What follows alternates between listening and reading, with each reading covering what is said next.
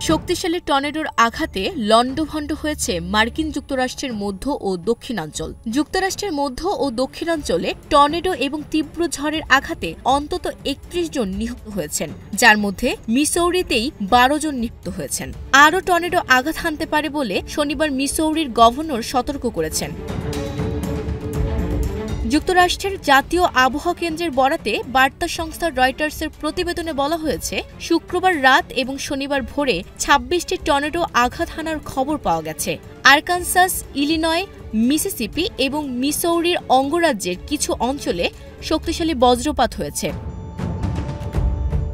Tornado ও ঘূর্ণিঝড়ের আঘাতে বাড়িঘরের ব্যাপক ক্ষয়ক্ষতি হয়েছে। মিসৌরির স্থানীয়রা অপূরণীয় ক্ষয়ক্ষতির কথা জানিয়েছেন। মিসৌরি ও টেনেসি অঙ্গরাজ্যের বজ্রপাত এবং তীব্র বাতাসের পূর্বাভাস দেওয়া হয়েছে, তাই সেখানে নতুন করে টর্নেডো আঘাত হানতে পারে বলে সতর্কতা জারি করা হয়েছে।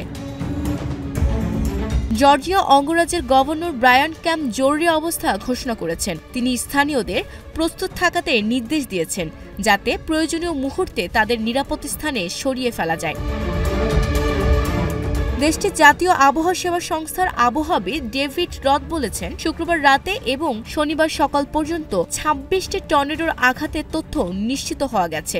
নিম্নচাপ তৈরি হওয়ায় আরকানসাস, ইলিনয়, মিসিসিপি এবং মিসৌরির কিছু অংশ জুড়ে শক্তিশালী বজ্রপাত হতে পারে বলে পূর্বাভাস দিয়েছেন তিনি।